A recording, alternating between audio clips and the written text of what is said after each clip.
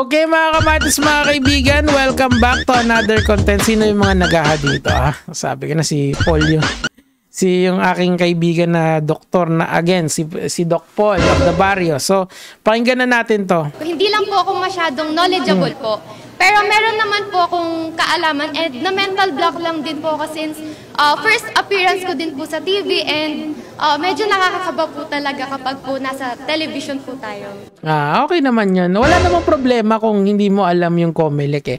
Actually, mas naiinis ako dito sa curriculum ng kabataan ngayon. Kasi ewan ko lang kung parehas tayo ng curriculum. Kasi nung bata ako, nung elementary kami, pinapakabisado na sa amin yung mga DOA, si Juan Plabier, kung naalala nyo yon. Tapos, yung DPWH, yung mga DOST, yung mga abbreviate, yung mga departments, nila sa amin yon, pinapa-enumerate na or pinapakabisado sa amin yon para alam namin yung mga bagay-bagay na gano'n. Tapos pinagre-report din kami ng mga every Monday yun eh. Every Monday may reporting kami. Tapos isa-isa kaming yung headline sa balita, bawal showbiz, kailangan current events.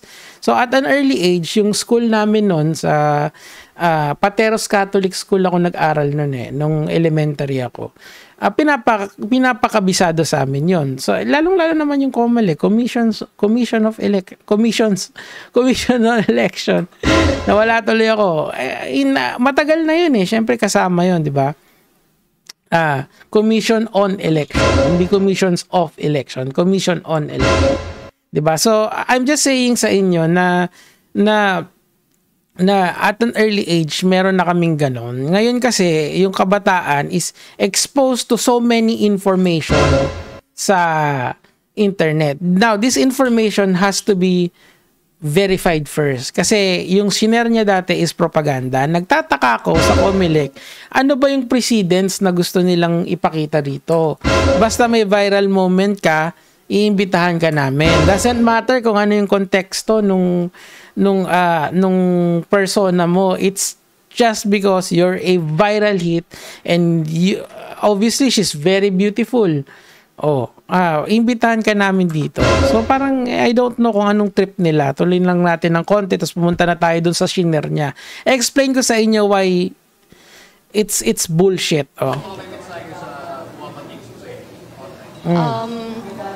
Sa mga bumabatikos po, sana lang po is intindihin po din muna nila and alamin po muna nila yung reason po kung bakit po di ko siya nasagot. And actually, tingin ko naman wala na, tapos na yung galit ng tao doon sa opinion lang to, of course, na hindi siya nagalit sila doon sa sagot niya. It's not that anymore eh. It's about what she supported eh. Kasi obviously may political bias siya at an early age. Stop the bashing naman po. Ayun po na willing din po sila and open po sila na pangaralan po yung kami na hindi po. Since dyan na tayo, didibang ko lang yung ibang mga points dito. Kasi I remember during the elections, baka kasi sabihin nyo, nung election bayad ako. Hindi ako bayad nung election. I did it because I believe na si Lenny yung was the right choice. Well, enough said na lang. Siguro, pagkita-kita na lang tayo sa 2028. Pero ngayon, I am very vocal na supportan si Erwin Tulfo at saka si Kiko Pangilinan. Again, do what you want doon, pero dito nung 2022 kasi, it was a very painful sa akin kasi people would rather believe someone like Janjan Kasangkay than actual data. Kasi whenever I post something, I present data.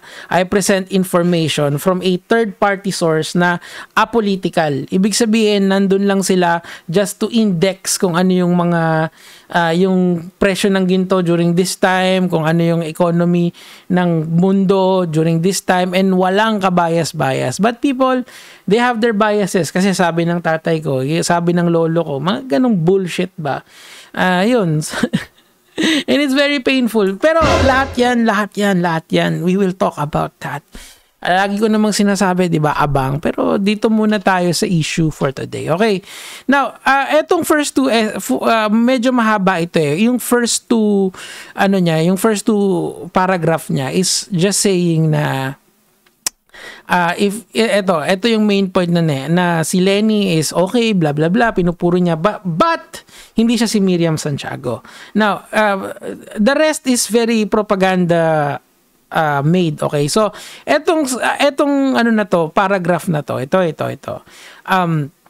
Ito yung mga talking points na may ibang master si Lenny. Yung mga oligarchs noon na sinasabi ni Duterte na nagko-control sa Pilipinas, 'di ba? Lo and behold, pagka alis ng oligarchs, kung meron man na pinasok niya yung China. which is a bigger oligarchs in that respect. Ito, babasahin ko yung direct quote dun sa sinasabi ko. In simplest term, a puppet, I think Lenny doesn't deserve that either. Ayan, 'di ba? Kasi nga daw puppet daw si Lenny. 'Di ba? Kaya nga someone like isang propaganda nila nun kay Lenny, kung naalala niyo yung Len na puppet siya. Literal lang. Kaya bilib ako diyan kay Direk kay Direk Daryl Yap magaling talaga siyang kumiliti ng utak dahil provocateur siya. The fact that she is backed by actors to bring back ABS-CBN, ayan, the fact that she is media bias, the fact that she calls Marcos magnanakaw, yet wholeheartedly endorses the Binay and De Lima. Well, I'm sorry, pero si De Lima ngayon was not found guilty. Ano kayo ngayon? Kaya Binay, wala akong alam dyan. The Marcoses naman, isa sa mga inaano nila dito, yung nakaw na yaman. Pero Sandigan Bayan actually dismissed all those cases. I would see na wala na tayong magagawa doon at this point. That is the sad reality of this situation. Matatapos na yung termino ni Pangulong Marcos in 3 years. But, it is what it is. Welcome to Pilipinas. The fact that she is the fact that she is VP and yet she is anti-government because she doesn't like PRD. Publicly, she doesn't support him because they are kontra partido. No. She is tangina. Alam mo ba kung gaano kabigat yung salitang anti-government na yan? She is anti-Duterte politics. Yun yung pinakatama eh. Ibig sabihin, yung ideology ni Duterte sa pagpopolitika, hindi sila share, okay? Pero para sabihin mong anti-government si Lenny, hindi yun mali yun, idol. Come on. See? Ito yung shiner nitong babae na to. I really took time to read this shit na garbage na na propaganda material lang naman, okay? I was hoping they would set aside their difference because the government is for the people. Sadly so. Bakit naman nila magkaiba sila ng political ideology eh? Si Lenny, human rights siya. Yung isa naman, no human rights, kill. Build, kill. Oh, totoo yun. Bakit? Manood kayo ng Quadcom, di ba? Asan pa ba? The fact that they have same narrative as the Korea Queen, hindi rin totoo kasi ito daw yung iniba daw yung kulay pero parehas ng narrative. Hindi. Una, hindi sila parehas ni Cory Aquino. Bakit? Si Cory Aquino ay housewife. Okay? And I do believe na wala siyang trabaho bago siya pumasok ng politika. She was literally pushed there by the people, 'di ba? Kaya nga nagka-people power, 'di ba? Pero si Lenny, she is abogado and meron siyang lineage of being a politician as well, 'di ba? So meron siyang background. She is not just a simple leader. It's see how idiotic this fucking post is, di ba? The fact that kakamping, not in general, are very aggressive, initiating hate, sparking anger, proudly manipulating people to change their minds. 7-Eleven, an happy place. Ayan. Alam ko kung sino nag-post niyan, yung bading na na parang, basta yung parang